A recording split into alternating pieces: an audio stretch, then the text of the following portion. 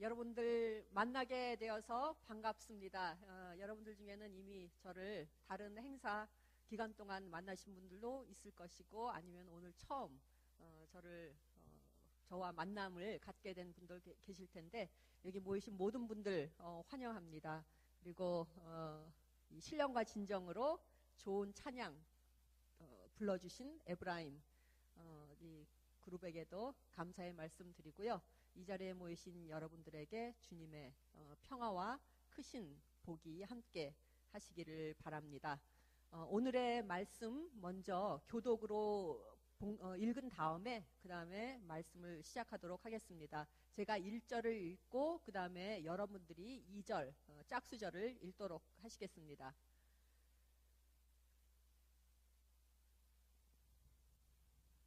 그 일 후에 하나님이 아브라함을 시험하시려고 그를 부르시되 아브라함아 하시니 그가 이르되 내가 여기 있나이다.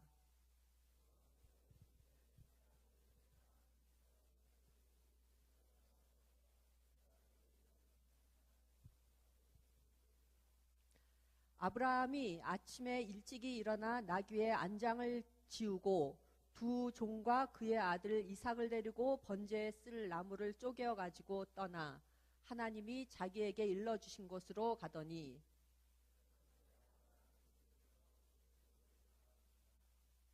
이에 아브라함이 종들에게 이르되 너희는 나귀와 함께 여기서 기다리라.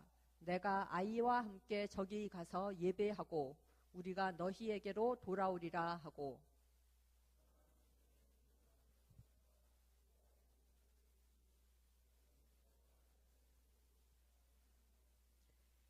이삭이 그 아버지 아브라함에게 말하여 이르되 내 아버지여 하니 그가 이르되 내 아들아 내가 여기 있노라.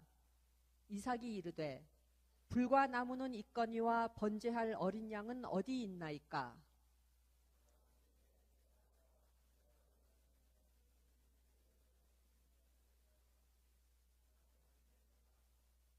하나님이 그에게 일러주신 곳에 이른지라.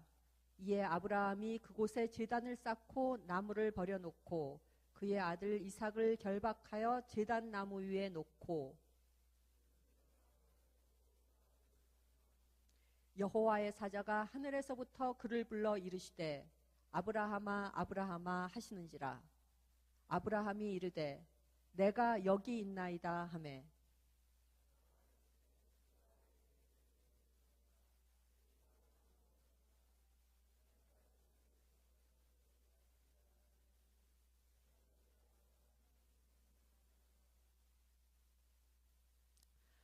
아브라함이 눈을 들어 살펴본즉 한 수량이 뒤에 있는데 뿔이 수풀에 걸려 있는지라. 아브라함이 가서 그 수량을 가져다가 아들을 대신하여 번제로 드렸더라.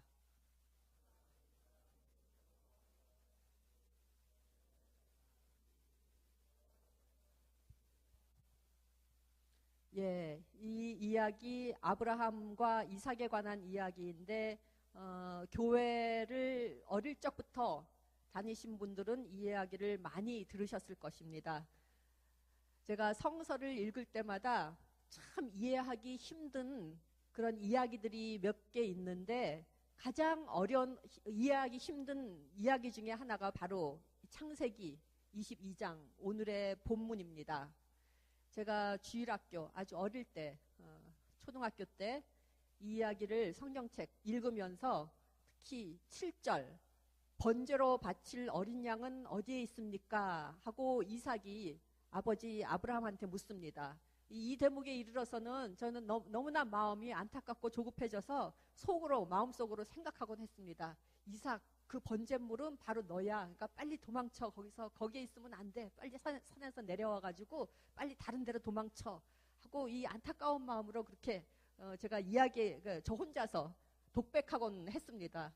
또 한편으로는 어떤 생각을 했냐 하면은 도대체 세상에 어떤 부모가 아무리 하나님의 명령이라 할지라도 자기의 이 사랑하는 자기의 아들을 번제로 바칠 수 있을까 하는 그러한 생각도 하곤 했습니다. 그러면서 어쩐 때는 이 아브라함한테 이걸 행동에 옮기는 아브라함에게 대한 이 야속한 마음까지도, 이 비정한 부모 하는 이런 생각까지도 제가 하곤 했던 것 같습니다. 조금 더 나이가 들어서 이 이야기를 읽었을 때 어떤 생각을 하게 되었느냐 하면은, 성경의 말씀은 솜사탕과 같은 것이 아니구나 하는 것을 제가 생각하곤 했습니다. 솜사탕은 어떻습니까? 솜사탕을 입에 넣으면은 참 달콤합니다. 이 성경의 어떤 구절들은 우리들에게 송이꿀과 같이 달고 단 구절이 있기도 하지만은, 어떤 구절들은 이 솜사탕과는 참 다른 구절도 있구나, 그리고 바로 이 이야기가 그렇구나 하는 생각을 했고요. 또 솜사탕의 다른 특성은 뭡니까? 그것을 입에 넣으면은 어떻게 돼요? 이게 설탕으로 만들어진 거기 때문에 그냥 가만히 있으면은 입안에서 사르르 녹아가지고, 그 다음에 삼키지도 않았는데 그냥 목구멍으로 넘어가가지고 소화가 아주 잘 됩니다. 그냥 가만히 있기만 해도 입안에서 녹아가지고 그냥 소화가 되는 게 솜사탕인데, 오늘의 이 창세기 22장의 말씀은 솜사탕하고는 달리 우리가 입 안에서 운동을 해서 이로 이것을 씹어서, 그리고 잘게 잘 부숴서 그 다음에 삼킨 다음에 소화를 시켜야 하는 이야기구나 하고 생각을 했습니다. 한마디로 말씀드리자면은, 이해하기, 그냥 언뜻 이 이야기를 읽었을 때는 이해하기 참으로 힘든 이야기. 그래서 이 이야기는 우리들이 읽고 또 읽고 또 읽었을 때는 밑줄을 긋고, 그 다음에 그 말씀으로부터 배우고, 그리고 우리가 완전히 소화해야 될 참으로 힘든 그러한 우리들에게 교훈을 주는 그러한 이야기가 아닌가 하고 생각을 했습니다. 오늘 이 말씀을 전하기 위해서 제가 이 성경 구절을 읽으면서 저희들의 신앙의 단계에 대해서 생각을 해보게 되었습니다. 제 나이 어렸을 때 이런 반응, 조금 더 나이 들었을 땐 이런 반응, 더 나이 들었을 땐 이런 반응을 보였던 그 제 자신의 모습을 생각을 하면서, 그렇다면은 우리들 여기 모인 분들 각자가 다른 신앙의 단계들을 지금 걷고 계실 텐데, 그 신앙의 단계에 따라서도 이 이야기를 읽고 난 후에 독후감을 쓰라고 하면은 그 독후감 내용들이, 감상문이 다 다르겠구나 하고 생각을 했습니다. 가장 첫 번째 신앙의 단계에 계신 분들, 이분들은 이제 교회에 나오기 시작한 지 얼마 안 되는 분들입니다. 그래서 이 이야기를 처음으로 이제 오늘 이제 이 자리에서 처음으로 이 이야기를 읽은 분들입니다. 한번 손들어 보세요. 오늘 이 이야기 처음. 아무도 안 계시네요. 다행입니다.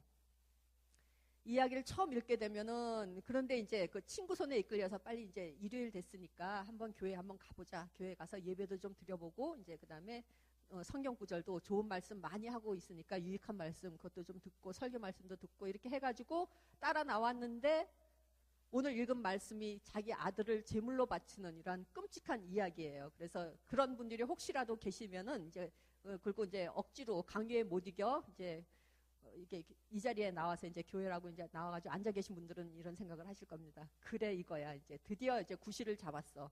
이러한 끔찍한 것들을 가리키는 이 교회는 이제 나오지 않아도 돼. 이제 친구한테도 분명히 아주 좋은 이제 구실이 생겼어. 앞으로 교회에 나오지 않아도 될 좋은 이제 변명거리가 생겼다고 생각할지도 모르겠습니다. 아니면은 조금 교회를 다녀서 이제 성경에 대해서도 이제 조금 알고, 그 다음에 성경 공부도 좀 하고 신앙생활도 좀 하신 분들은 이제 들은 풍월이 있으니까 어떤 생각을 했냐 하면은, 그래, 이 이야기는 아브라함이 신앙의 아버지, 믿음의 아버지니까 그런 신앙의 표본이 되는 아브라함을 잘 본받으라는 이야기야 라고 하는 이제 성경 공부에서 배운 것 같은 그런 내용을, 그 주제를 여기다가도 이제 적용을 시키실 것입니다. 그게 두 번째 단계이고, 그리고 세 번째 단계는 뭐냐 하면은, 이분들은 이제 신앙생활을 꽤 많이 하고, 그 다음에 성경도 많이 읽으셨어요. 이제 지금 얼굴 표정을 보니까 이 세 번째에 해당하시는 분들이 많을 것 같아요. 이 분들은 성경을 이미 다 꿰뚫고 있어가지고 이 이야기를 오늘 또다시 새삼스럽게 읽으면서 이제 이런 날카로운, 또 대학교고 그러니까 이제 아주 비판적인 시각으로 이제 날카롭게 질문을 할 겁니다. 여기서 이 이야기 속에서 이게 모순이 되는 게 있어요.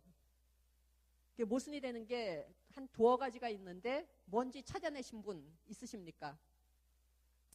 뭐냐 하면은 첫 번째로 여기서 하나님께서 2절에 뭐라고 그러십니까? 여호와께서 이르시되 내 아들 내 사랑하는 독자 이삭을 데리고 어디로 가서 이렇게 저렇게 해라 하고 했는데 이제 이게 모순입니다.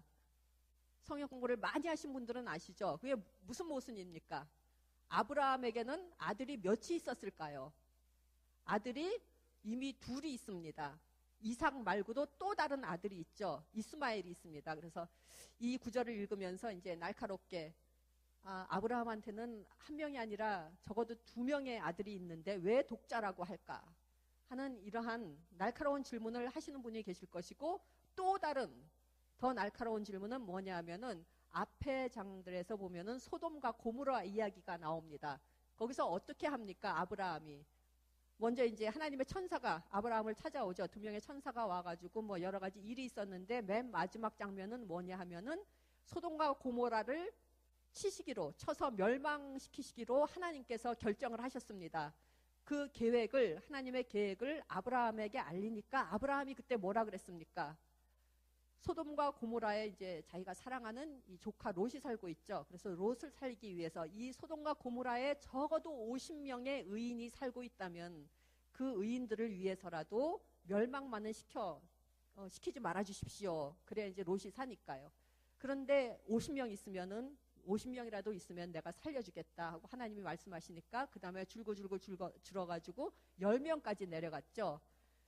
그래서 이 이야기에서는 하나님께서 자기의 아들도 아니고 전혀 생판 보지도 못한 소돔과 고모라 사람들을 살리기 위해서, 그리고 롯을 살리기 위해서 아브라함이 무진장한 노력을 하나님의 사자와 길고 긴 논쟁을 합니다. 그런데 이 이야기에서는 어떻게 됩니까? 하나님께서 아브라함에게 너의 사랑하는 아들, 외아들 이삭을 희생제물로 바쳐라 하시니까 아브라함이 여기서 뭐라고 말을 합니까? 아무런 대꾸가 없습니다. 대꾸가 없이 그 다음날 일어나서 아들 이삭을 데리고 정말로 희생제물로 바치려고 모리아 산으로 올라갑니다. 이것이 또 할 수 있는 날카로운 질문인데요. 그러한 질문을 하셨을 한 분이 이제 계셨을지도 모르겠습니다. 성경을 많이 읽으신 분들. 또 네 번째 단계는 뭐냐 하면은 아무리 절박한 상황이라도 사랑하는 아들 이삭을 바쳐야 하는 이러한 가장 절대절명의 절박한 상황이라도 하나님께서는 분명히 빠져나갈 구멍을 마련해 주신다. 그게 오늘의 이야기가 해피엔딩이죠. 그러니까 이것은 우리들에게도 적용되는, 우리들이 살아가면서도 분명히 하나님께 그러한 그 신앙을 가지고 살아가면은 아무리 어려운 위기가 찾아오더라도 하나님께서는 우리들에게 솟아날 구멍을 주신다 하는 교훈적인 이야기로도 받아들일 수 있을 것입니다. 그게 네 번째고, 마지막으로 다섯 번째는 뭐냐 하면은 이 이야기는 하나님을 다른 무엇보다도 가장 사랑하라는 그러한 메시지가 담긴 이야기다 하는 것으로 받아들였을 수도 있을 것입니다. 이렇게 여러 가지 저희들이 처한 상황에 따라, 그리고 신앙의 단계에 따라 가지각색으로 이 이야기를 해석할 수가 있는데, 오늘 이 이야기를 저는 하나의 거울에 비유하고 싶습니다. 어떤 제임스 샌더스라는 성서학자가 있는데, 이 성서학자는 뭐라고 얘기했냐 하면은 성경의 모든 구절들은 우리들에게 하나의 거울과 같은 역할을 한다 하고 이야기하고 있습니다. 거울의 역할은 무엇입니까? 지금 앞에 거울이 있다고 한번 상상을 해보십시오. 그리고 내가 지금 그 투명한 깨끗한 거울 앞에 서 있다 하고 이제 생각을 한번 상상을 해보세요. 그러면 무엇을 보십니까? 나의 있는 모습 그대로 보게 될 겁니다. 그게 거울의 역할인데, 그것보다 더 중요한 것은 이 거울은, 이 거울 앞에 섰을 때는 내가 예전에 거울 없이는 보지 못했던 나의 모습을, 깨닫지 못했던 모습을 거울 앞에 섰을 때 보게 될 때가 있습니다. 예를 들어 여기 얼굴에 여드름 없었는데 언제 생겼지? 여기 이런 티 없었는데 언제 생겼지?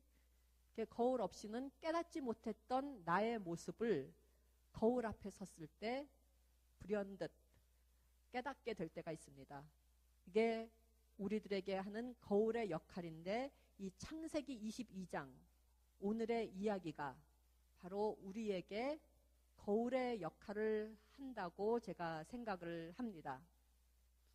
제가 성서의 모든 이야기는 거울이다라는 제임스 앤더스의 말을 인용을 했지만은, 이것은 창세기 22장의 이 이야기를 원어인 히브리어, 이 구약 성경이 히브리어로 쓰여 있다는 것은 알고 계신 분도 있고 모르고 계신 분도 계실 텐데, 이 이야기를 히브리어로 읽는다 하고 보면은, 여기서 히브리어 아시는 분 있으세요?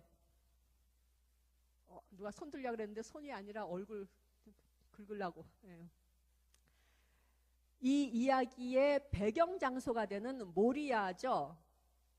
아브라함이 이삭을 데리고 희생제물로 바치기 위해서 어디로 갔습니까? 모리아로 갔습니다. 혹시 이 모리아라는, 이거 히브리어인데 말의 뜻이 뭔지 아시는 분 계세요? 이 모리아라는 말은 라라는 히브리 말에서 파생된, 그래서 모가 붙어가지고 모리아, 조금 모음 변화를 해가지고 모리아가 됐습니다. 원래 어근은 라입니다. 그게 모리아로 변형된 파생어인데, 그러면 라라는 말은 히브리어에서 무슨 뜻일까요? 보다라는 뜻입니다. 즉 다시 말해서 모리아라는 말은 본다라는 말하고 에서 파생된 그러한 지명입니다. 산의 지명인데, 모리아하고 아주 비슷한 발음을 가지고 있는 히브리어 마르아가 있습니다. 이 마르아도 라라는 말, 보다라는 말에서 파생된 말인데, 그러면은 마르아라는 말은 히브리어에서 무슨 뜻일까요? 이 말은 바로 거울이라는 뜻입니다. 라, 모리아, 마르아 다 본다 라는 뜻으로 거울과 연관이 되어 있고요. 이 구절을 굳이 히브리어가 아니더라도 우리나라 말 성경으로 읽더라도 오늘의 창세기 22장의 말씀은 이 본문 안에 본다라는 표현이 많이 나와 있습니다. 예를 들어서 4절에 보면은 뭐라고 되어 있냐면은, 아브라함이 눈을 들어 그곳을 멀리 바라본지라, 여기서 본다라는 말이 나오죠. 바라본다라는 이 표현이 히브리어로 라라고 되어 있습니다. 또 8절과 13절에 보면은 뭐라고 되어 있습니까? 아브라함이 눈을 들어 살펴본즉, 우리나라 말에서는 살펴본즉이지만은 이것이 히브리어 성경에서는 라라는 똑같은 말을 쓰고 있습니다. 또 8절과 14절에는 무슨 말이 나옵니까? 8절에는 하나님이 친히 준비하시리라, 그리고 14절에도 여호와의 산에서 준비되리라 라는 말이 있는데, 이것도 다 라라는 말에서 파생된 말로 여호와 이레, 14절에 여호와 이레라는 말이 있죠. 이 말과 연관이 있는데, 이레라는 말이 라라는 말에서 나온 말입니다. 여호와 이레, 여러분들이 잘 아시는 하나님께서 친히 준비하신다는 여호와 이레라는 말을, 히브리어를 직역을 하면은 무슨 뜻이냐 하면은, 하나님께서 자기 자신을 스스로 보이신다 라는 뜻이 됩니다. 그래서 창세기 22장 오늘의 이 이야기에는 본다라는 말로 가득 차 있습니다. 아브라함이 보건 하나님이 보이시건 본다 본다 본다, 거울을 연상케 하는 이미지들이 많이 나오는데요.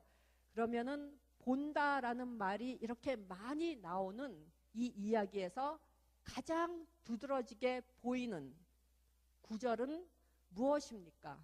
여러분들이 이 장을 읽을 때 가장 두드러지게 보이는, 여러분들의 눈을 못 박히게 만드는 그러한 구절은 무엇입니까? 바로 2절에 내 아들, 내가 가장 사랑하는 외아들 이삭을 내게 번제로 바쳐라 라는 그 구절입니다. 여기서 히브리어로 보면 그래서 나중에 보면은 아브라함이 이삭을 결박해서 묶어서 이렇게 바치는데 번제로 드리기 위해서 이삭을 결박을 하는데 이 결박하다, 묶다라는 히브리어 말이 아케다입니다. 그래서 오늘의 창세기 22장의 이야기를 아케다 이야기라고 말하기도 합니다. 중국인 기독교 문필가 워치맨 리라는 사람이 있습니다. 상당히 유명한 사람인데 이 워치맨 리가 처음에는 예수님을 전혀 모르던 사람이었는데 나중에 극적인 회심을 해서 하나님을 아주 잘 믿는 미국에서 이제 생활을 하면서 유학 생활을 하면서 하나님을 아주 잘 믿는 그래서 많은 글들을 남긴 그러한 그 중국인이 있는데요. 이 사람이 오늘의 이야기, 이 아케다 이야기와 관련해서 다음과 같은 글을 썼습니다. 설교가였다면 이제 그가 했을 설교인데요. 뭐라고 얘기했냐면은 우리가 하나님께 나아갈 때 무슨 이유로 나아가건 하나님께 나아갈 때 우리들은 마치 어린 아이들과 같이 선물을 달라고 조르면서 손을 벌리고 하나님한테 나아간다. 그래서 우리들이 기도할 때 뭐 해주세요, 뭐 해주세요, 뭐 해주세요 이렇게 손 벌리면서 나아가죠. 그런데 하나님은 참 좋으신 하나님이시기 때문에 우리의 손에 우리가 요구할 때 좋은 것들을 가득 채워주신다고 말하고 있습니다. 건강으로 채워주시고 친구들이라는 선물로 채워주시고 성공이라는 복으로 채워주시고 명성, 나중에 또 결혼하게 되면은 결혼생활, 또 주택을 가지게 되면 집으로, 직업으로 우리의 삶 전체를 좋은 선물로 가득 채워주신다 하고 얘기합니다.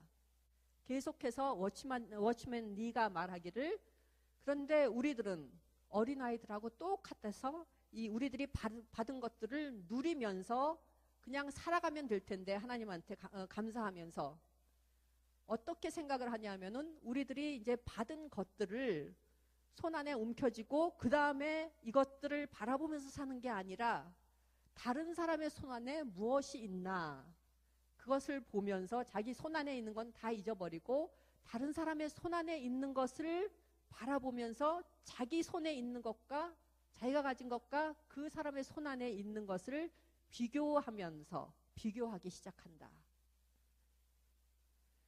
그래서 내 것보다 제 것이 더 좋은 것 같으면은 내 손 안에 그게 있는데도 하나님한테 또 더 달라고 또 조른다 하고 이야기합니다. 또 하나님께서 그것도 들어주십니다. 그렇게 해서 우리의 손이 마침내는 어떻게 되냐 하면은 하나님께서 우리가 원했기 때문에 주신 모든 좋은 것들로 가득 차게 돼서 이 선물이 손이 선물로 가득 차게 됩니다. 우리는 이제 그것을 움켜쥐고 있습니다. 그걸 놓치면은 다 떨어져 버리니까 움켜쥐고 있게 되었을 때 우리의 손이 선물로 가득 차게 되었을 때 하나님께서 우리에게 말씀하십니다. 뭐라고 말씀하시냐 하면은 나는 너와 함께 동행하고 싶다. 그러니 너의 손을 내밀어 너의 손을 펴서 내 손을 잡아라 하고 말씀하십니다. 그렇게 됐을 때 우리들은 어떻게 할까요? 손을 벌리면은 가지고 있었던 이 선물들이 다 떨어질까봐 이것을 벌리지를 못하고 하나님한테 이렇게 말합니다. 하나님 그렇게 할 수가 없어요. 도저히 그건 안 됩니다. 애원하면서 울부짖으면서 내 손 안에 있는 이 것들이 소중하기 때문에 이것을 내려놓고 하나님 손을 잡을 수가 없습니다. 그렇게 하다가는 이 선물들이 다 떨어집니다. 하나님께서 그러한 우리에게 계속 말씀하십니다.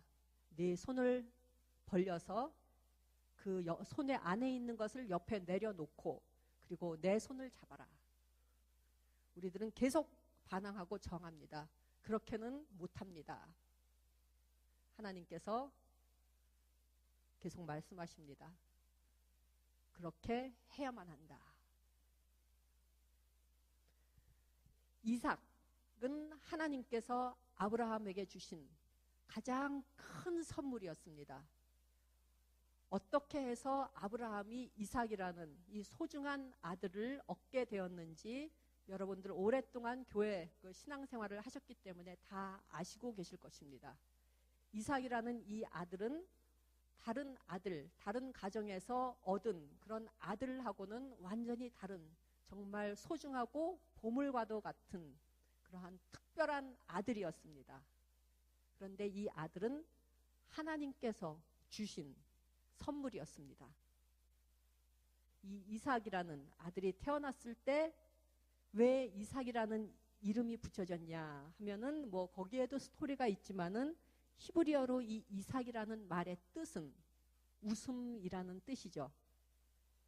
이 말의 뜻과 같이 이삭, 웃음은 그 아버지인 아브라함과 어머니인 사라에게 항상 기쁨과 웃음을 가져다 주는 그러한 소중한 존재였습니다.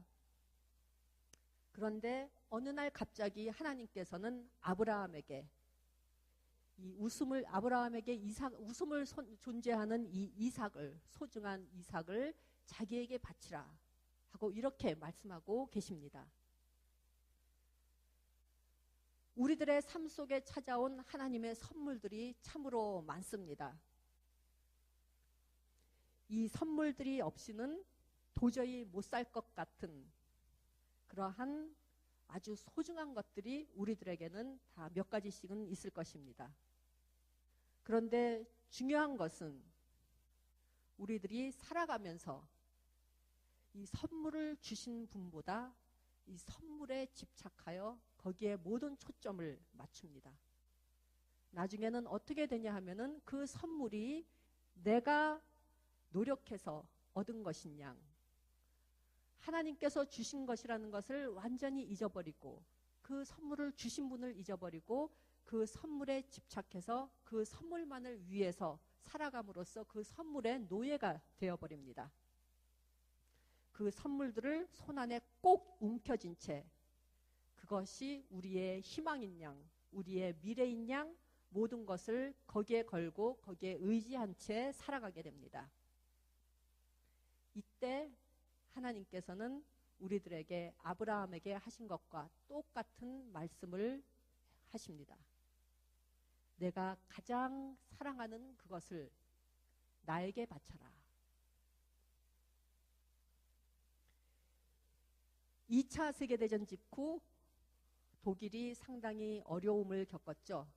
2차 대전을 통해서 이제 패망을 했으니까 여러 가지 경제적 어려움, 그 외에 여러 가지 심리적 어려움이 있었는데 그 상황 속에서 독일의 목사님이 희곡을 썼습니다.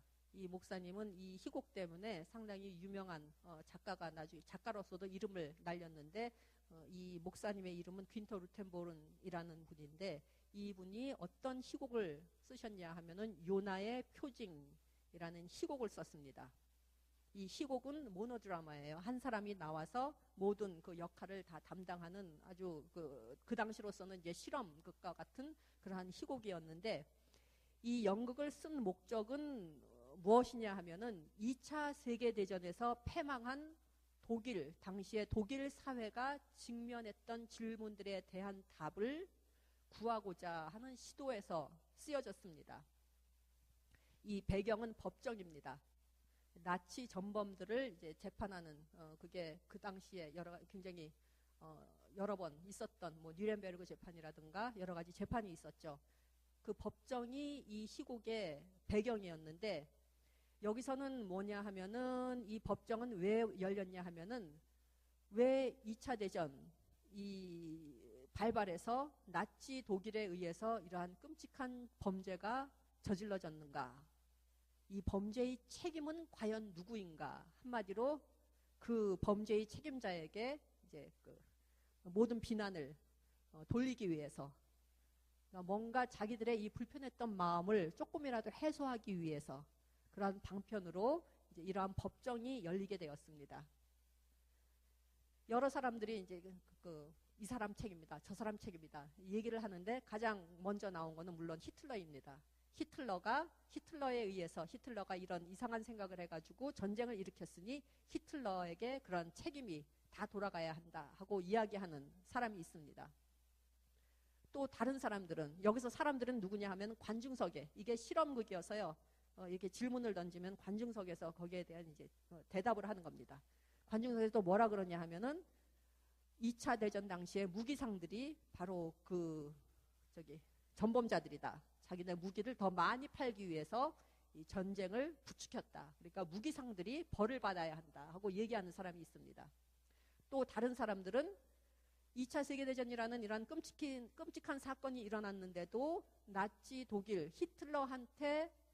히틀러가 하는 것이 잘못된 것이라는 것을 알면서도 히틀러가 무서워서 거기에 반대하는 말을 하지 못했던 모든 독일인들이 책임이 있다 하고 이렇게 얘기하는 사람도 있습니다. 여러 가지 설왕설래 많은 의견들이 오고 갔는데 맨 마지막에 누구에게 이 책임이 돌려졌느냐 하면은 하나님에게 이 책임이 돌려집니다.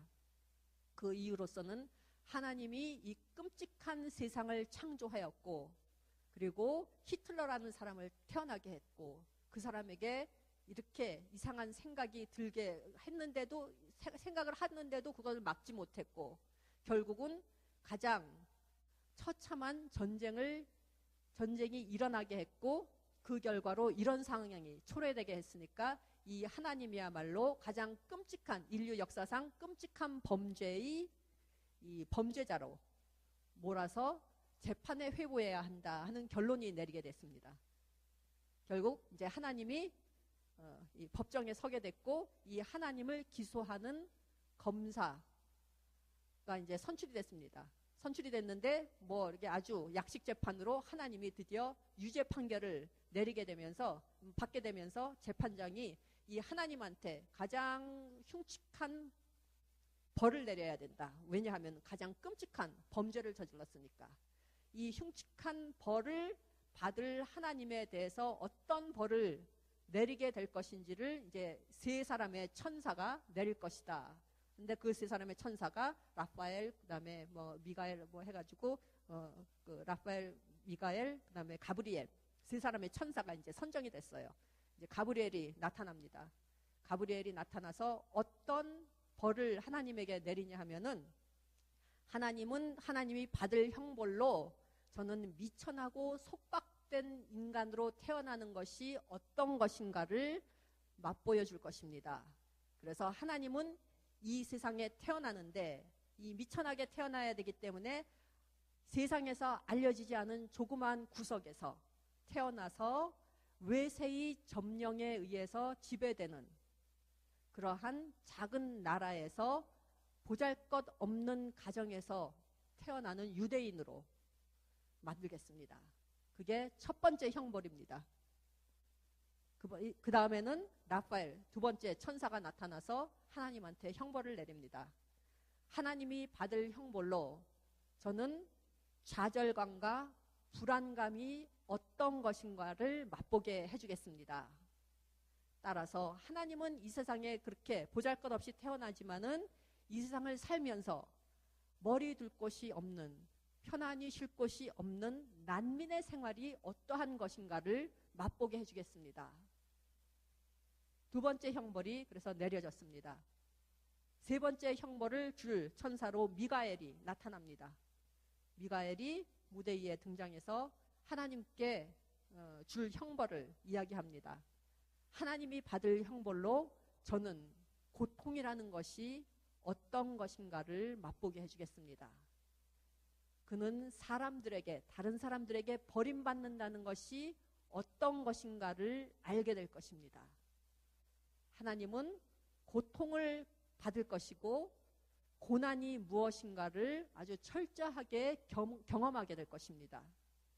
사람들은 그에게 침뱉고 고문하고 때리고 조롱하고 결국 그는 범죄자로서 비참한 최후를 맞이할 것입니다. 미가엘이 내린 이 세 번째 형벌과 함께 무대의 모든 조명이 그 연극 중에 꺼집니다. 칠흑 같은 어둠이 찾아오면서 관중석에서 바늘 떨어지는 것 같은 소리도 들릴 것 같은 아주 고요한 침묵이 찾아옵니다. 한 가지 깨달음이 이 관중석을 스쳐 지나갔기 때문입니다. 어떤 깨달음입니까? 하나님께서는 이미 그 형벌을 받으셨습니다. 번제의 장작이라는 이 나무찜을 지고 아브라함의 사랑하는 아들 이삭이 모리아 산을 올라갔듯이 먼 훗날, 이삭 후에 먼 훗날에 한 젊은이가 또 다른 산을 향하여 올라갑니다. 이 젊은이는 번제의 장작 대신 십자가라는 거대한 두 개의 나무찜을 지고 나무 기둥을 짊어지고 하나님의 사랑하는 아들이 이번에는 골고다로 올라갑니다. 그리고 그는 자신의 손을 펴서 자기에게 박혀지는 못을 그대로 받습니다. 하나밖에 없는 외아들, 이 외아들을 우리에게 주신 이 하나님께서 우리들에게 오늘 찾아오셔서 가장 소중한 것을 달라고 말씀하고 계십니다.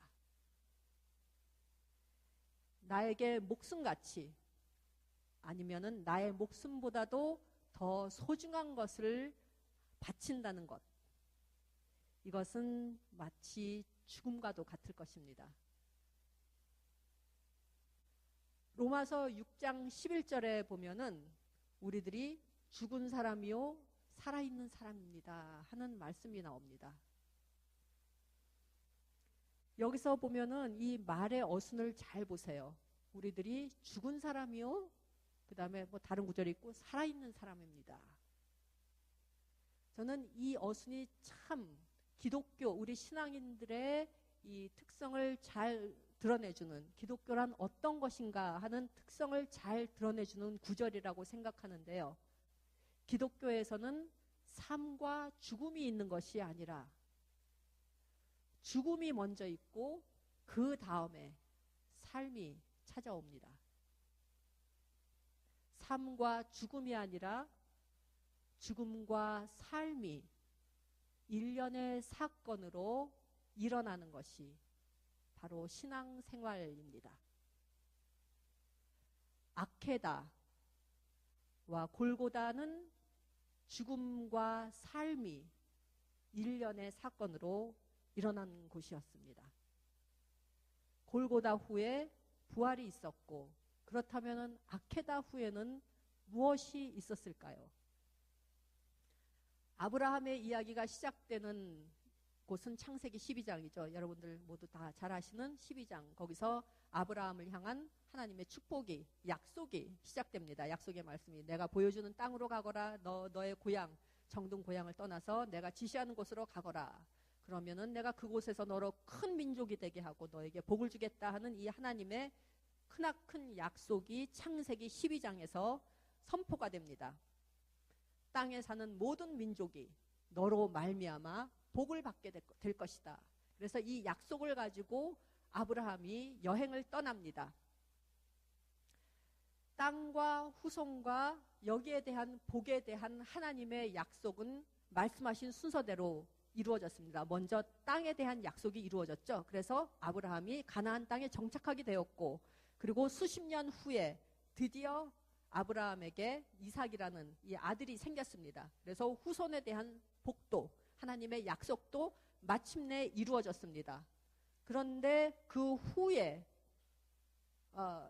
12장에서 어떤 말씀을 했습니까? 땅과 후손에 대한 약속 후에 모든 민족이 너로 인하여 복을 받게 될 것이다 하는 이 복에 대한 약속은 아직 이루어지지가 않았습니다.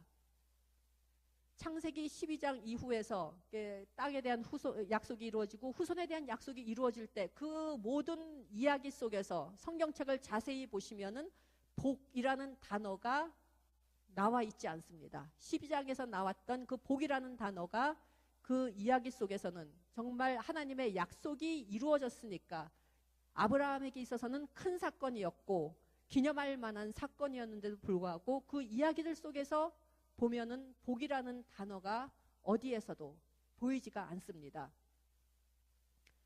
마침내 복에 대한 하나님의 약속이 그런데 이루어졌습니다.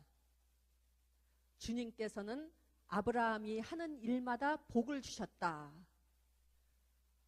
몇 장 몇 절이겠습니까?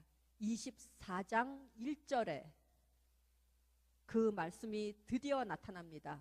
그렇게 함으로써 하나님께서 아브라함에게 하신 세 가지 약속, 땅과 후손과 복에 대한 약속이 마침내 종결이 되는데, 이 24장 1절은 바로 22장에 나오는 아케다 사건 직후에 아브라함이 자기의 가장 사랑하는 외아들 이삭을 바치는 사건 이후에 드디어 하나님께서 아브라함에게 복을 내리셔서 아브라함이 하는 일마다 복을 주셨다 하는 것을 성경에서는 24장 1절에야 기록하고 있습니다. 현재 저희 인생의 단계에서 여러분보다는 조금 더 많이 살았는데요. 더 많이 살았으니까 손에 들어있는 것도 많고 쥐고 있는 것도 여러분보다 많을 것입니다. 건강이 있고 친구가 있고 일이 있고 가족이 있고 또 그 외에 여러 가지 소중한 것들이 이제 제 손 안에 제가 쥐고 있습니다. 이 모든 것들은 하나님께서 저에게 주신 선물입니다. 그런데 아케다라는 거울 앞에 섰을 때 저는 주님께서 주신 이 모든 선물들과 함께 점점 나이를 먹어가고 있는 저의 모습을 보게 됩니다. 한편으로는, 그리고 또 한편으로는 아케다라는 이 거울은 저에게 모든 것들을 주신, 소중한 이 모든 것들을 주신 이 하나님에 대해서 생각하게 합니다. 그리고 한 가지 깨달음이 오는데 뭐냐 하면은, 나이가 들어간다는 것은 이 하나님으로부터 받은 선물을 점점 더 꼭 움켜쥐고 힘을 주고 움켜쥐는 것이 아니라, 나이가 들어간다는 것은 움켜쥐고 있던 이 손을 하나하나 조금씩 펴는 것이 아닌가. 조금씩 펼 때마다 많은 고통이 따르고 결단이 따릅니다. 하지만은 손을 점점 펴에 따라 내 손 안에 있던 선물들이 옆으로 흘러서 내려가고 내 손 안은 점점 비어지는 것이 아닌가 하고 생각을 합니다. 그래서 이 과정의 종착점은 손에 있는 가득 들어있던 모든 것들을 비우고 하나님의 손을 잡는 것이 바로 그것이 종착점이 아닐까. 그리고 그 과정을, 그 종착점을 향하여 내가 가는 그 과정 속에서 욥기 1장 21절의 말씀을 고백하는 것이 아닐까 생각합니다. 욥기 1장 21절은 주신 분도 주님이시오, 가져가신 분도 주님이심을 점점 더 진심으로, 점점 더 기쁜 마음으로 고백하면서 살아가게 되는 과정이 신앙인의 삶이 아닌가 생각합니다. 그리하여 제가 모든 것을 비우고 마침내 하나님의 손을 완전히 내 손 안에 이렇게 잡았을 때, 아무것도 없이 내 손 안에 하나님의 손을 잡았을 때, 그때야 비로소 하나님께서는 주님의 목적에 맞도록 저를 충분하고 완전하게 사용하시지 않을까 생각하게 됩니다. 그리고 그때야 비로소, 우리가 그렇게 됐을 때 비로소 우리들은 다른 사람들에게 복을 가져다 주는 하나님의 도구가 될 것입니다. 아케다라는 거울이 지금 여러분의 앞에 서 있습니다. 이 거울 앞에 선 여러분에게 지금 보이는 것이 무엇입니까? 가장 귀중한 것이 무엇입니까? 가족입니까? 친구입니까? 아니면은 지금 하고 있는 공부입니까? 아니면은 지금 마음속에 품고 있는 계획입니까? 그 귀중한 것이 지금 아케다라는 거울의 중앙에 서 있습니까? 그 소중한 것이 거울을 가득 채우고 있습니까? 너무나도 소중해서 그것이 없이는 살지 못할 것 같은 그것이 있다면은 무엇입니까? 생각해 보시기 바랍니다. 그리고 그러한 그 무엇이 있다는 것을 깨달았을 때 그때 하나님께서 말씀하십니다. 그것을 나에게 바쳐라. 그리고 내 손을 잡아라. 하나님의 손을 잡으시는 그러한 여러분들이 되시기 바랍니다. 기도하시겠습니다.